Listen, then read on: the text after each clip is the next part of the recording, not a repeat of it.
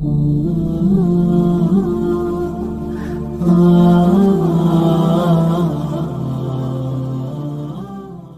billahi minasyaitonir rajim. Bismillahirrahmanirrahim. Ya ayyuhalladzina amanu taqullaha haqqa tuqatih wa la tamutunna illa wa antum muslimun. Ya ayuhan nasu ubudu rabbakum alladzi khalaqakum min nafsin wahidah wa khalaqa minha zawjaha wa batha minhuma rijalan katsiran wa nisaa wattaqullaha alladzi tasaaluna bihi wal arham innallaha kana 'alaikum raqiba. Ya ayyuhalladzina amanu taqullaha wa qulu qawlan sadida yuslih lakum a'malakum wa yaghfir lakum dhunubakum wa may yuti'illaha wa rasulahu faqad faza fawzan 'azima. Fa in asdaqal hadits kitabullah wa khairu hadi Muhammadur Rasulullah wa sharrul umuri muhdatsatuha wa kullu muhdatsatin bid'ah wa kullu bid'atin dalalah wa kullu dalalatu finnar. Ayo ikhwan, bapak-bapak, ibu-ibu yang dirahmati Allah Subhanahu wa taala. Bagaimana kabar semuanya pagi hari ini, Pak? Alhamdulillah ya. Alhamdulillah di pagi hari ini sebagaimana Allah Subhanahu wa taala berikan kenikmatan kepada kita. Hari ini di pagi ini kita kembali dibangkitkan oleh Allah Subhanahu wa taala setelah kematian sesaat yang terjadi dengan kita, yaitu tidur kita, dan Allah bangkitkan kembali kita semuanya dalam keadaan sehat untuk memenuhi seruan Allah Subhanahu wa taala, untuk memenuhi panggilan Allah Subhanahu wa taala, yang mana panggilan itu adalah panggilan untuk seluruh makhluk yang Allah ciptakan. Panggilan itu yang memang diciptakan atau dipanggilkan oleh Allah Subhanahu wa taala kepada seluruh makhluk, manusia maupun jin, yaitu wa ma khalaqtul jin wal insa illa liya'budun. Panggilan itu adalah Allah Subhanahu wa taala memanggil jin dan kemudian manusia untuk beribadah kepada Allah Subhanahu wa taala. Allah memanggil semuanya, di antara jin dan manusia, untuk beribadah kepada Allah Subhanahu wa taala. Maka hari ini ketika kita bangun kembali, kita bangun kembali setelah tidur itu, maka pada hakikatnya dari kemudian bangun sampai kembali tidur kembali, pada hakikatnya aktivitas kita itu adalah aktivitas untuk beribadah kepada Allah Subhanahu wa taala. Ibadah dalam makna sempit, makna sempit itu adalah mengerjakan pekerjaan-pekerjaan, ibadah-ibadah mahdhah, ibadah-ibadah yang sifatnya langsung dengan Allah Subhanahu wa taala. Ibadah dalam pengertian sempit, salat, zakat, puasa, misalkan kemudian haji ke Baitullah, ibadah kepada Allah Subhanahu wa taala dalam makna sempit. Tetapi ibadah dalam makna yang luas, maka seluruh apa yang menimbulkan keridhaan Allah Subhanahu wa taala, apa yang menimbulkan kecintaan dari Allah Subhanahu wa taala, maka itu semuanya masuk dalam perkara ibadah. Seorang pedagang menjalankan aktivitas jual beli dengan jujur, maka itu adalah ibadah. Seorang istri melayani suaminya, berbakti kepada suaminya, menjaga adab-adab selaku istri, maka itu adalah ibadah. Seorang suami mencari nafkah, bekerja, maka itu ibadah. Bahkan perkara yang sangat simpel saja, hatta tabassam, hatta senyum, senyum saja kepada saudara-saudara kita, itu juga merupakan ibadah. Merupakan ibadah kepada Allah Subhanahu wa taala. Maka definisi ibadah yang lebih luas itu apa-apa yang dapat menimbulkan keridhaan Allah Subhanahu wa taala, maka itu bisa bermakna daripada ibadah. Maka hari ini kita bersyukur, dibangunkan oleh Allah Subhanahu wa taala dalam kondisi sehat, dalam kondisi bisa beribadah, memenuhi panggilan Allah Subhanahu wa taala dalam ketaatan yang sepenuhnya, maka kita bersyukur pada Allah Subhanahu wa taala. Kemudian tidak lupa juga kita bersalawat atas Rasulullah sallallahu alaihi wasallam, manusia terbaik yang dilahirkan oleh Allah Subhanahu wa taala, yang memang menjadi contoh dan suri tauladan kita semuanya untuk mencontoh aktivitas Tiada manusia yang lebih sempurna daripada Rasulullah sallallahu alaihi wasallam.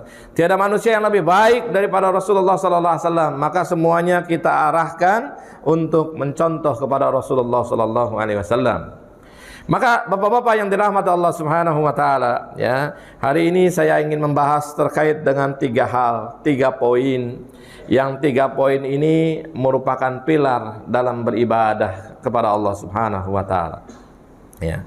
Para ulama mengatakan 3 poin ini, 3 pilar inilah yang harus kita hadirkan ketika kita beribadah kepada Allah Subhanahu wa taala. Misalkan ketika kita sholat, ya, ketika kita melaksanakan ibadah saum di bulan Ramadan, terus kemudian ketika kita melaksanakan ibadah haji, maka 3 pilar ini harus melekat dalam diri kita. Tanpa 3 pilar ini, maka dianggap oleh para ulama itu, ya, maka ibadahnya itu dianggapnya bukan berasal dari unsur yang 3 poin ini. Maka yang pertama yang dikatakan oleh para ulama, ya, pilar pertama ketika kita beribadah kepada Allah Subhanahu wa taala, ya, yang pertama harus menghadirkan rasa hub, rasa cinta, mahabbah kepada Allah Subhanahu wa taala. Jadi segala ibadah yang kita lakukan hari ini harus lahir daripada bentuk kecintaan kita kepada Allah Subhanahu wa taala. Bentuk kecintaan kita melaksanakan syariat Allah Subhanahu wa taala. Ya.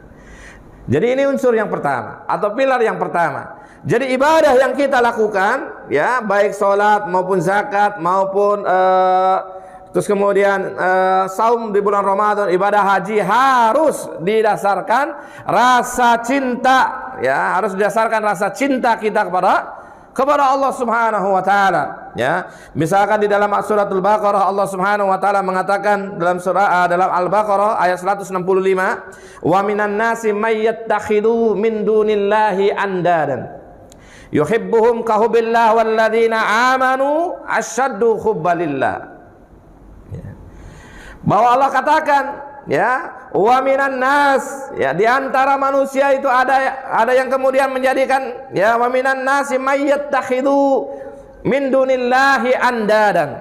Di antara manusia ada kemudian yang menjadikan andad, tandingan-tandingan Allah Subhanahu wa taala, ya, sesembahan-sesembahan selain daripada Allah Subhanahu wa taala. Yuhibbunahum ka hubbillah. Mereka mencintai sesembahan itu sebagaimana mereka mencintai Allah Subhanahu wa taala. Sedangkan karakter orang-orang beriman, walladzina amanu, sedangkan orang-orang beriman itu asyaddu hubbalillah. Mereka sangat besar cintanya kepada Allah Subhanahu wa taala. Jadi bapak-bapak, ibu-ibu yang dirahmati Allah Subhanahu wa taala, jadi pilar yang pertama yang dijelaskan oleh para ulama ketika kita beribadah kepada Allah Subhanahu wa taala adalah harus menghadirkan rasa cinta kita pada Allah Subhanahu wa taala, ya. Dan rasa cinta itu yang kemudian menyebabkan kita beribadah itu kemudian khusyuk, kita beribadah itu kemudian totalitas, kita beribadah itu kemudian sepenuhnya diperuntukkan untuk Allah Subhanahu wa taala. Ya. Coba bapak-bapak, ya, kita mau tanya, kira-kira kalau seseorang sudah cinta, ya, seseorang sudah cinta, kira-kira diminta apa saja mau atau tidak, Pak? Ya. Dulu mungkin ketika kita muda, ya Pak, ya, ketika kita berusaha mendapatkan istri kita, ya, mendapatkan cinta daripada istri kita, ya, sehingga ketika itu kita berharap istri kita itu mau nikah sama kita, ya, mengharapkan dapat cintanya itu, responnya, feedbacknya itu dari istri kita itu. Maka kemudian kita berupaya, ya, apapun kita lakukan, ya. Kalau dalam istilah itu, ya, gunung kan kudaki, lautan akan kuseberangi, apa saja, ya. Kalau sudah cinta itu buta, ya Pak, ya, apa aja yang diminta dulu itu calon istri kita itu, bahkan maharnya misalkan, ya, maharnya minta apa, ya, kalau kita mampu kita penuhi. Ya. Karena itu bagian daripada adab Islam, ya Pak, ya, bagian daripada adab Islam. Seorang laki-laki kehormatannya di mana ketika meminang perempuan, ya. Seorang perempuan kehormatannya di mana ketika dipinang laki-laki. Seorang perempuan kehormatannya ketika dipinang seorang laki-laki soleh dan dia suka terhadap laki-laki tersebut, maka seorang perempuan akan mempermudah laki-laki tersebut untuk segera menikahinya. Dan biasanya perempuan-perempuan yang solehah, dia akan meminta maharnya serendah mungkin, agar laki-laki soleh tersebut kemudian segera menikahi perempuan soleha tersebut. Ya. Jadi di antara karakter perempuan soleha itu adalah ketika laki-laki datang, laki-laki soleh, dan dia suka terhadap laki-laki tersebut, maka dia akan mempermudah jalan laki-laki tersebut untuk segera menikahinya. Maka biasanya kalau perempuan soleha, dia memintanya apa saja, ya, bahkan yang ringan, yang kira-kira segera agar laki-laki tersebut menikahinya. Tapi kalau dalam adab Islam, bagaimana karakter laki-laki yang soleh? Laki-laki yang soleh itu dia akan memberikan sebaik mungkin apa yang bisa diberikan kepada istrinya. Jadi dua karakternya itu saling memuliakan. Ya, yang perempuan memuliakan calon suaminya, dan yang laki-laki memuliakan calon istrinya. Nah, itu karakter, ya. Dan dulu ketika kita meminang istri kita itu berdasarkan cinta kita kepada istri kita, maka pengorbanan apapun, istilahnya ya, pengorbanan apapun kemudian kita akan lakukan agar mendapatkan respon atau feedback daripada istri kita. Maka inilah yang harus kita hadirkan. Ya, inilah yang harus kita hadirkan dalam diri kita ketika kita beribadah kepada Allah Subhanahu wa taala, bagaimana menghadirkan rasa cinta itu kepada Allah Subhanahu wa taala. Ya, rasa cinta yang besar. Rasa cinta yang penuh kepada Allah Subhanahu wa taala. Karena dalam ayatnya tersebut tadi ya, wa minan nasi may yattakhidhu. Di antara manusia itu kemudian ada yang memilih tandingan, mayyattakhidu andadan min dunillah. Ada yang memilih tandingan sembahan selain Allah. Maknanya ada yang kemudian dicintai selain daripada Allah Subhanahu wa taala. Ya. Kalau kita lihat misalkan dalam ayat lain, dalam surat At-Taubah ayat ke-24, ya. Ketika 23-nya Allah Subhanahu wa taala memerintahkan, ya ayyuhalladzina amanu la tattakhidu aba'akum wa ikhwanakum auliya. Wahai orang-orang beriman, janganlah kalian mengikuti bapak-bapak kalian, saudara-saudara kalian sebagai pemimpin-pemimpin di antara kalian. Ini istahabbul kufra 'alal iman, jika mereka lebih menyukai kekafiran dibandingkan dengan keimanan. Maka di dalam ayat 24-nya dalam suratul Taubah, Allah menggambarkan begitu jelas terkait dengan 8 faktor yang manusia sering cintai melebihi kecintaan dia terhadap Allah, terhadap Rasul, dan terhadap jihad di jalan Allah Subhanahu wa taala.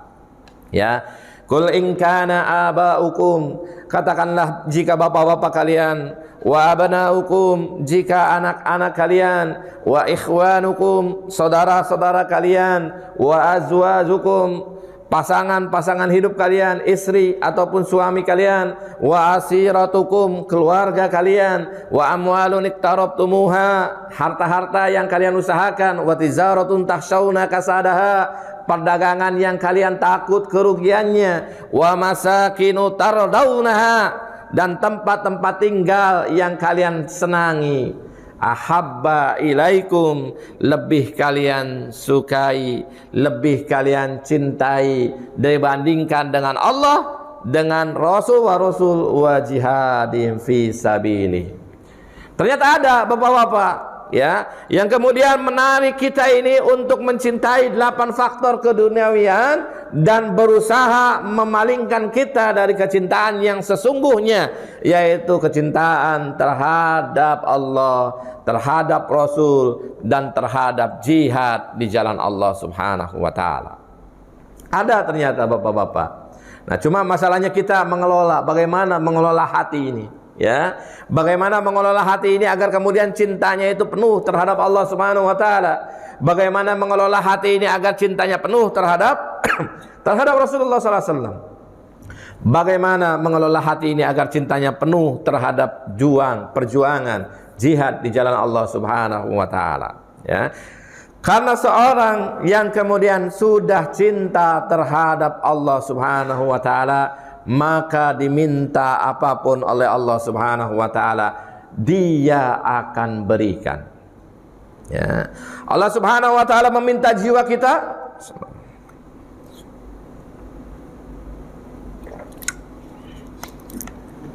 maka kita akan berikan. Allah Subhanahu wa taala meminta harta-harta kita, maka kita akan berikan. Ya. Kalau dalam surat At-Taubah ayat 111 itu Allah Subhanahu wa taala mengatakan terkait dengan jual beli dengan Allah Subhanahu wa taala. Ya. Inna Allah ashtara minal mu'minina anfusahum wa amwalahum bi anna lahumul jannah. Sesungguhnya Allah Subhanahu wa taala telah membeli ya dari orang-orang mukminin. Inna Allah ashtara minal mu'minin. Allah sudah membeli dari orang-orang mukmin itu amwalahum anfusahum wa amwalahum bi anna lahumul jannah. Sudah membeli jiwanya, sudah membeli hartanya bi anna lahumul jannah, dengan surganya Allah Subhanahu wa taala. Ya.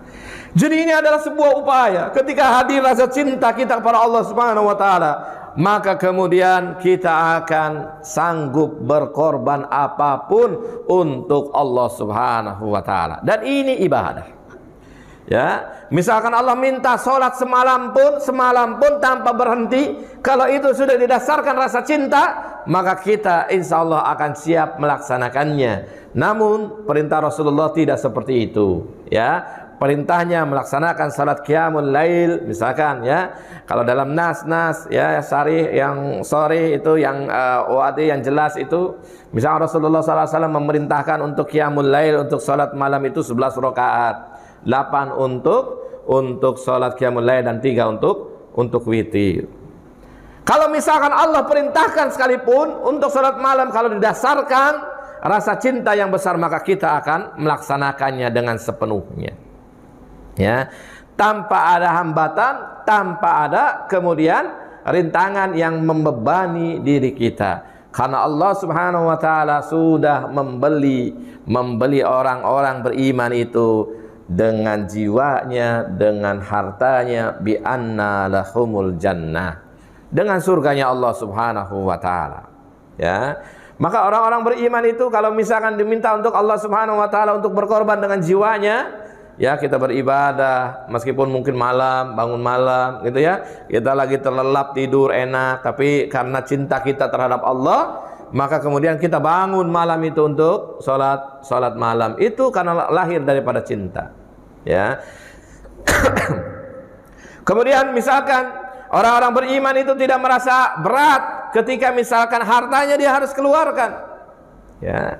Hartanya dia harus keluarkan, bahkan kemudian dia harus habis dengan hartanya, dia tidak akan merasa berat, karena itu adalah bukti rasa cinta dia untuk Allah Subhanahu wa taala dalam perkara ibadah maupun dalam perkara berjuang di jalan Allah Subhanahu wa taala. Ibadah definisi sempitnya adalah ibadah mahdhah, sedangkan berjuang kalau dalam definisi ibadah secara luas itu berjuang fisabilillah, itu merupakan ibadah kepada Allah Subhanahu wa taala.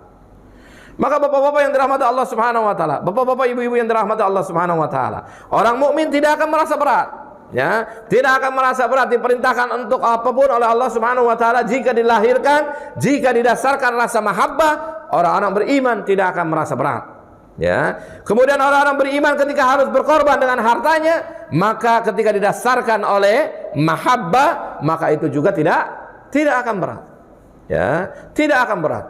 Ya, hari ini bapak-bapak misalkan ya diberikan oleh Allah Subhanahu wa taala rumah, ya, tidak hanya satu, tidak hanya dua misalkan. Kemudian yang satunya nganggur, dibandingkan tidak dipakai-pakai untuk fisabilillah. Pakai untuk rumah-rumah Quran atau untuk apa yang kemudian meninggikan lillah kalimatillah, untuk meninggikan kalimat Allah Subhanahu wa taala. Bapak-bapak hari ini punya tanah, misal ya, punya tanah luas, nganggur, tidak ada nilai ibadahnya, tidak ada nilai amal solehnya, tapi kemudian itu pakai aja Ustaz untuk misalkan untuk pondok pesantren, di mana terbangun generasi-generasi yang siap untuk beribadah kepada Allah Subhanahu wa taala, yang siap untuk meninggikan kalimat Allah Subhanahu wa taala. Jadi ini yang pertama, ya. Yang pertama pilar dalam ibadah itu adalah rasa cinta kepada Allah Subhanahu wa taala. Dan jika cinta itu sudah hadir dan jika cinta itu sudah datang, maka pengorbanan sebesar apapun insya Allah kita akan lakukan untuk Allah Subhanahu wa Ta'ala.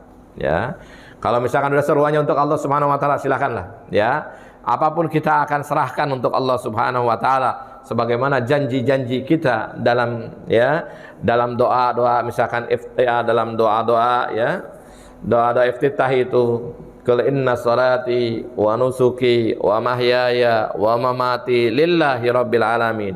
Katakanlah, qul inna salati, sesungguhnya salatku, kemudian ibadahku, wa nusuki, ibadahku, wa mahyaya, hidupku, wa mamati, dan matiku, lillahi rabbil alamin, untuk Allah Subhanahu wa Ta'ala.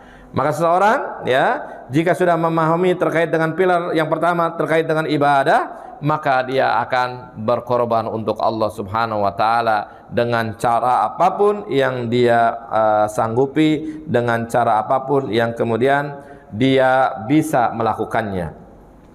Kemudian bapak-bapak, ibu-ibu, jamaah yang dirahmati Allah Subhanahu wa Ta'ala, pilar yang kedua adalah khauf, ya. Pilar yang kedua adalah takut, ya.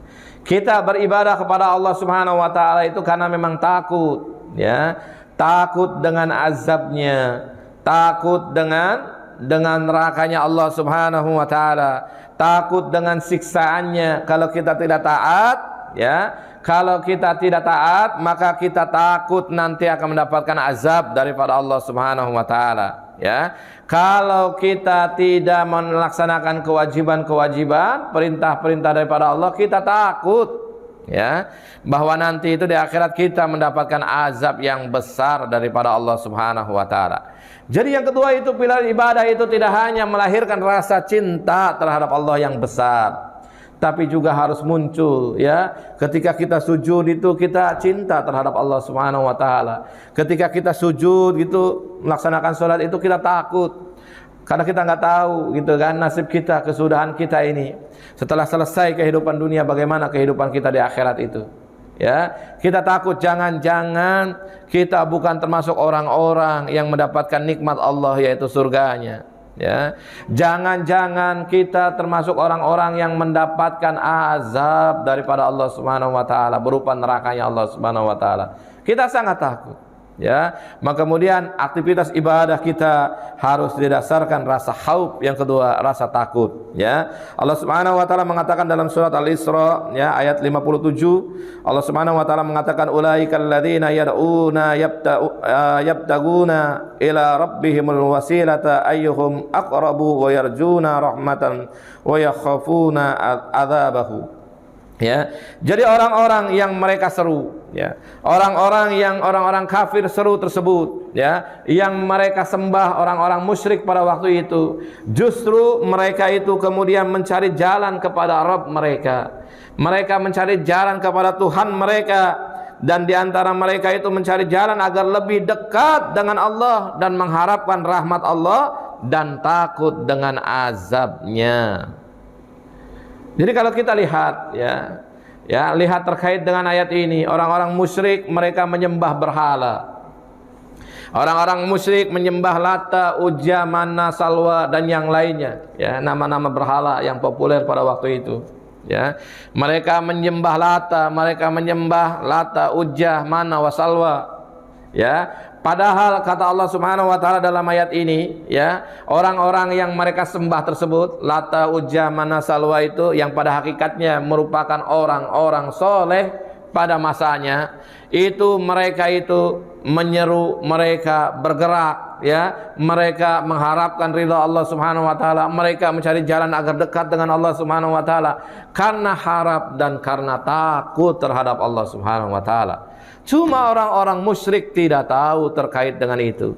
Mereka menyangka Lata itu orang suci, mereka menyata Uzza itu orang suci, mereka menyangka terus kemudian Manna wa Salwa itu orang suci, yang kemudian akhirnya bergeser, akhirnya mereka tuhankan. Yang awalnya mereka takzim, mereka hormat terhadap orang-orang soleh tersebut. Namun generasi berganti, kemudian datang tradisi orang-orang yang menyembah berhala dari Yaman. Yaman adalah negeri yang membawa atau mengekspor ya berhala ke Saudi, ke ya Jaziratul Arab, dan itu mereka kemudian sembah. Ya, maka di kita ini tradisi ketika kita didasarkan kepada tauhid yang benar, ya, maka penghormatan itu adalah penghormatan takzim terhadap guru, terhadap ustaz itu takzim karena memang beliau orang soleh. Namun tidak sampai kemudian kita kultuskan, tidak sampai kemudian kita sembah. Namun hari ini ada tradisi-tradisi yang kemudian mengarah ke sana, ya, mengarah kepada nantinya penyembahan kepada orang-orang suci, orang-orang soleh, sebagaimana orang-orang musyrik menyembah Lata, Uzzah, Mana, Wasalwa. Ya, hari ini misalkan kita pergi ya ziarah kepada kuburan-kuburan orang soleh, misalkan Wali Songo, ya. Nah itu kalau kita yakini bahwa itu adalah orang-orang soleh pada zamannya, pada waktu itu mereka orang-orang soleh yang menjabarkan agama Allah Subhanahu Wa Taala, orang-orang soleh yang kemudian berdakwah di Nusantara. Namun perjalanannya hari ini ketika kita tahu bahwa sejarahnya mereka orang-orang soleh yang menghantarkan Indonesia ini memeluk Islam, namun perjalanan hari ini mereka kemudian ya mereka banyak yang datang kepada mereka, ke kuburan-kuburan mereka ya untuk meminta ya, untuk menjadi wasilah agar permintaan mereka terhadap Allah Subhanahu wa taala kemudian dikabulkan oleh Allah Subhanahu wa taala. Banyak ya datang ke kuburan minta, padahal itu tidak diajarkan secara syariat. Hari ini terjadi seperti itu. Nah, ketika misalkan bergeser besok kemudian generasi berikutnya yang dilahirkan dari orang yang meminta wasilah kepada kuburan para wali tersebut, bisa jadi kemudian bergeser akhirnya mentuhankan daripada Wali Songo tersebut. Awalnya seperti itu. Ya, orang-orang musyrik awalnya memperlakukan Lata, Uzzah, orang-orang soleh yang ada pada waktu itu awalnya takzim, penghormatan. Kemudian akhirnya mengkultuskan. Setelah mengkultuskan akhirnya mengangkat menjadi ilah, menjadi Tuhan selain daripada Allah Subhanahu wa taala. Ya. Jadi dasar pilar yang kedua harus muncul, harus adanya rasa khauf kita kepada Allah Subhanahu wa taala. Ya, selain mahabbah yang besar harus timbul. Ya, maka kalau kita bermuhasabah setiap malam itu, ya, waktu yang paling baik, waktu yang paling bagus muhasabah itu adalah waktu ketika kita melaksanakan qiyamul lail. Ya, di saat dunia hening. Ya, di saat malam semuanya terhenti ibadahnya, di saat semuanya tidak melakukan ibadah, kemudian kita bangun beribadah kepada Allah Subhanahu wa taala, didasarkan karena cinta, dan kedua didasarkan karena memang takut terhadap azab Allah Subhanahu wa taala. Ya, ada yang memang azab itu Allah segerakan di dunia ini, ada yang memang azab itu Allah tunggu nanti di akhirat. Ya, hari ini mungkin kelihatannya fine-fine saja kita banyak melakukan maksiat, kita melakukan banyak dosa, kita tidak taat terhadap Allah. Tapi kemudian ternyata kehidupan kita biasa-biasa saja, kehidupan kita makmur, kehidupan kita menyenangkan. Bisa jadi azabnya kemudian Allah berikan di akhirat. Ya. Tapi ada juga yang kemudian Allah azab dengan menyegerakan, ya, dengan menyegerakan diberikan azab di dunia.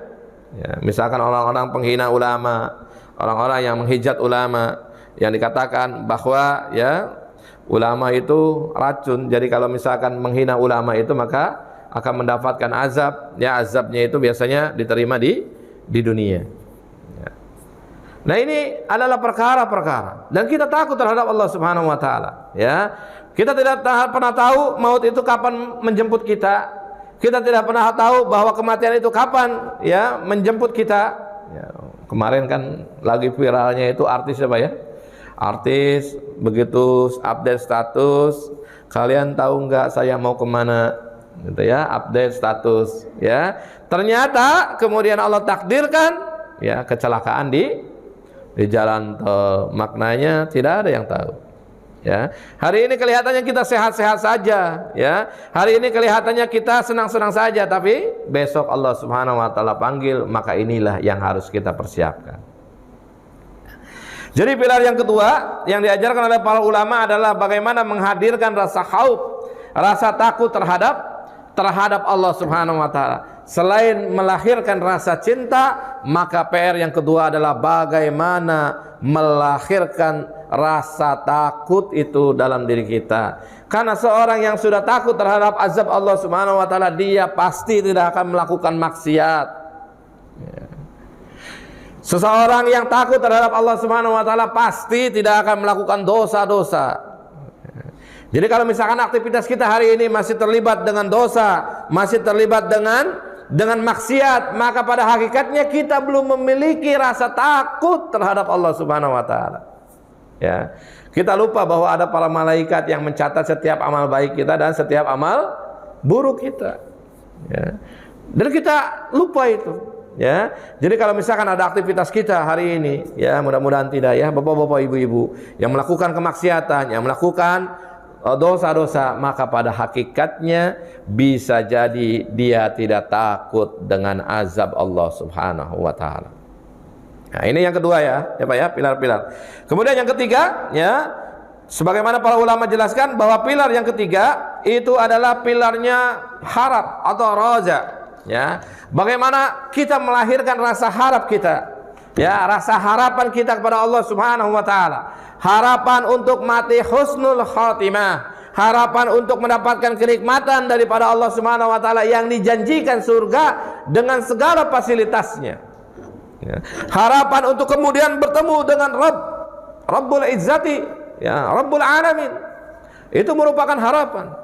Ya. Hari ini minimal kita berharap, ya Allah Subhanahu wa taala, matikan saya dalam keadaan husnul khatimah. Itu harapan. Ya. Ya Allah, matikan saya dalam keadaan beriman, dalam keadaan bertakwa kepada Allah Subhanahu wa taala. Itu harapan. Ya. Terus kemudian setelah itu kita juga berdoa pada Allah Subhanahu wa taala ketika kita beribadah itu.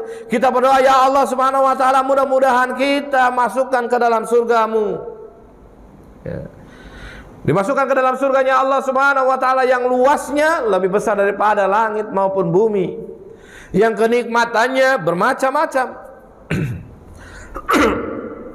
Yang salah satu kenikmatannya tidak akan pernah dirasakan ketika kita merasakan kenikmatan di bumi. Perempuan-perempuan surga kita tidak akan pernah melihatnya di bumi. Ya, perempuan yang menurut kita paling cantik, ya, di surga itu ada satu perempuan bidadari yang kemudian dikatakan kita tidak pernah melihatnya dan kita takjub terhadap kenikmatan yang diberikan oleh Allah Subhanahu wa taala.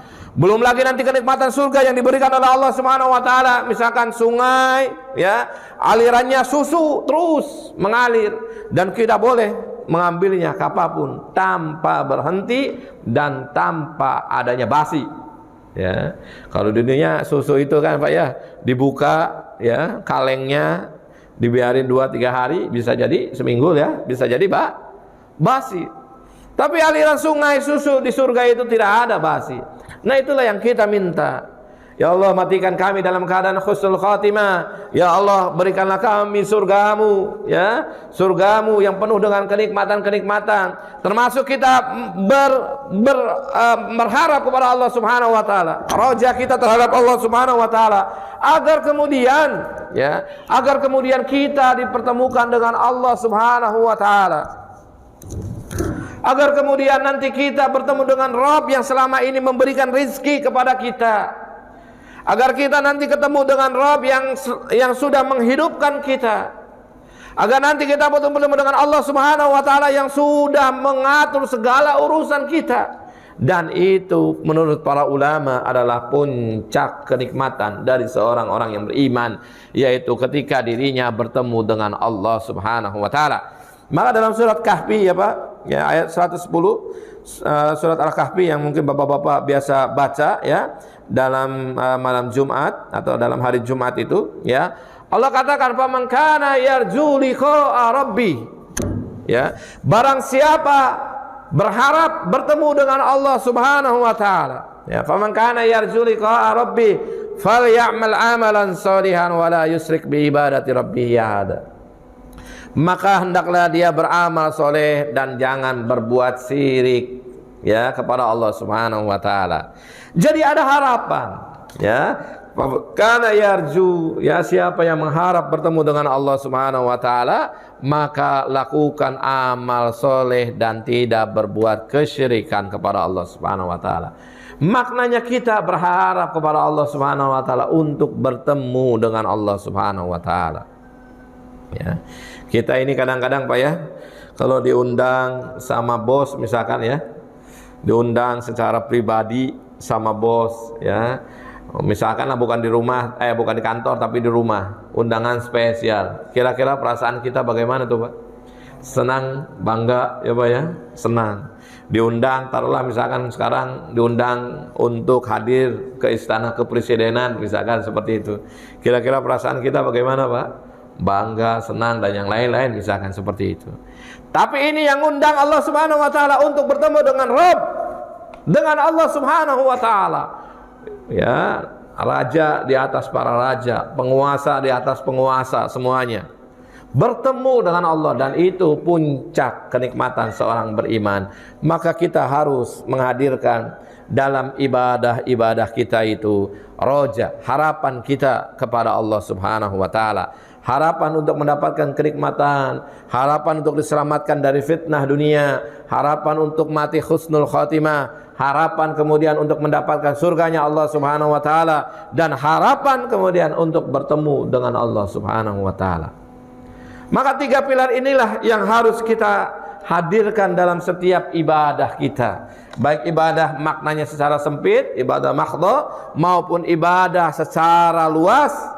Ya, maka harus menghadirkan rasa mahabbah, ya, karena mahabbah itu melahirkan sikap pengorbanan. Yang kedua harus melahirkan khauf, rasa takut kepada Allah Subhanahu wa taala, dan yang ketiga harus melahirkan sifat roja, harapan kepada Allah Subhanahu wa taala. Ya. Tapi di antara sifat khauf dan roja ini jangan berlebihan. Maksudnya kalau khaufnya lebih daripada roja, maka ini sifat tercela. Kalau rojanya lebih dibandingkan dengan khaufnya, maka ini sifat tercela. Ya. Maka seseorang yang kalau dalam sejarah Islam, dalam tarikh Islam itu, seseorang yang khaufnya berlebihan itu akan menjadikan orang itu seperti sektenya Khawarij. Ya. Sektenya Khawarij yang mudah mengkafirkan, ya Pak ya, yang mudah mentakzir, itu sektenya Khawarij. Mudah menyalahkan, ya, orang di luar golongannya kufur, ya, orang bukan kelompoknya laisa minna, bukan kelompok kita, ya, seperti itu. Maka itu sekte Khawarij. Dan di antara sekte Khawarij itu, tanda-tanda sekte Khawarij, mereka khaufnya itu secara berlebihan, ya. Sehingga kalau misalkan kita lihat dalam tarikh Islam, orang-orang Khawarij itu adalah orang-orang yang ahli ibadah, ya, orang-orang yang ahli ibadah. Orang-orang yang masuk dalam Khawarij, sekte Khawarij itu rata-rata mereka penghafal Quran. Ibadahnya hebat, tidak berhenti, terus beribadah pada Allah Subhanahu wa taala. Karena mereka takut terhadap Allah Subhanahu wa taala secara berlebihan. Ya, secara berlebihan. Maka itu menjadikan dia takut kepada Allah, atau menjadikan dia mempraktikkan ibadah itu secara berlebihan. Ya, misalkan sholat malam sepanjang malam. Orang-orang Khawarij itu rata-rata kuat sholat malamnya itu Pak. Sepanjang malam mereka melakukan sholat. Ya, udah kalau dalam riwayat itu mereka para penghafal Quran. Ya, karena mereka takut terhadap Allah. Terus kemudian mereka melakukan sepanjang malam sholat qiyamul lail. Ya, padahal Rasulullah SAW, ya, padahal Rasulullah SAW sudah mengukur kapasitas kita, gitu ya. Rasulullah SAW itu sudah mengukur kapasitas daripada umatnya, sehingga kemudian datanglah hadis Rasulullah SAW yang mengatakan ana asumu wa uftiru, ya, summa ana wa usolli wa arkudu, ya, wa atazawwaju nisa. Aku ini saum, kemudian juga aku berbuka. Aku ini sholat malam juga, qiyamul lail juga, tapi juga aku istirahat juga, dan aku juga menikahi perempuan. Ya, orang Khawarij itu hampir terjebak dengan perkara-perkara seperti itu. Dia beribadah terus kepada Allah Subhanahu wa taala. Ya.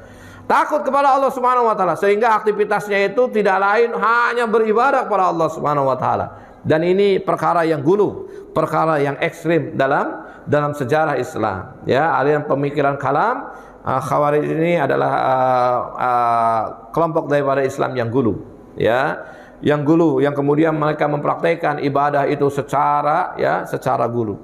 Ya. Mereka beribadah sepanjang malam, gitu ya. Mereka puasa. Bahkan kalau kita lihat, misalkan ya, para sahabat itu ada yang kemudian mempraktekkan saumnya itu kemudian sepanjang hari. Ya. Sepanjang hari mereka tidak misalkan melaksanakan puasa Ramadan, ya, melaksanakan saum, misalkan yang diajarkan Rasulullah Senin Kemis, misalkan ya, atau yang paling abdol kata Rasulullah SAW saum saudaraku Daud, ya, 1 hari puasa, 1 hari 1 hari buka, 1 hari puasa, 1 hari buka, selang-seling gitu ya. Itu yang paling diajarkan oleh Rasulullah SAW. Tapi ada di antara para sahabat itu, kalau dalam tarikh Islam itu kemudian mereka melaksanakan saum setiap hari. Ya, ada satu riwayat yang kemudian mereka ketika tuanya itu mereka menyesali terkait dengan perbuatan tersebut yang tidak mendengarkan Rasulullah SAW.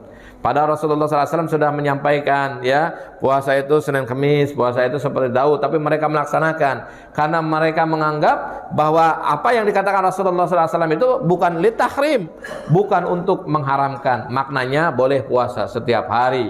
Akhirnya mereka melakukan puasa setiap hari, namun ketika mereka memasuki usia tua, kemudian badannya rapuh, badannya ringkih, disebabkan karena terlalu overdosis terkait dengan berpuasa, ya, sehingga kemudian ada ya asal dari sahabat itu mengatakan, dulu kenapa kita tidak ikut dengan apa yang dikatakan Rasulullah SAW sebagai pembenaran bahwa apa yang dikatakan Rasulullah SAW itu adalah benar, ya. Jadi itu bapak-bapak, ya, bapak-bapak, ibu-ibu yang dirahmati Allah Subhanahu Wa Taala. Sedangkan kalau misalkan sama sekali tidak ada rasa takut itu, maka kemudian kita atau rojaknya itu berlebihan, takutnya tidak ada atau sedikit sekali takutnya, maka kita menjadi sekte kedua yang kemudian ini juga dilarang di dalam Islam, yaitu Murji'ah, ya, yang kemudian mereka mengatakan bahwa bahwa iman itu adalah perkara qalbu, ya, amal itu bukan termasuk keimanan, sehingga mereka tidak berlomba-lomba dalam beramal soleh. Nah, inilah semuanya kita diperintahkan oleh Allah Subhanahu Wa Taala untuk, ya, menghadirkan rasa cinta dalam hati kita ketika kita beribadah kepada Allah, melahirkan rasa haub dalam diri kita ketika kita beribadah kepada Allah, dan melahirkan rasa roja kita kepada Allah ketika kita beribadah kepada Allah Subhanahu Wa Taala, sehingga ibadah itu harus didasarkan cinta, takut, dan kemudian roja. Mudah-mudahan ini, ya, bapak-bapak, ibu-ibu semuanya yang dirahmati Allah Subhanahu Wa Taala, ini yang bisa saya sampaikan pada pertemuan kali ini, ya, terkait dengan 3 pilar, ya, untuk beribadah kepada Allah, ya. Jadi ibadah itu harus didasarkan rasa mahabbah, cinta, rasa haub, dan roja kepada Allah Subhanahu Wa Taala. Qulu qouli hadza wa astaghfirullah li wa lakum sairil muslimina wal muslimat innahu huwal ghafurur rahim. Assalamualaikum warahmatullahi wabarakatuh.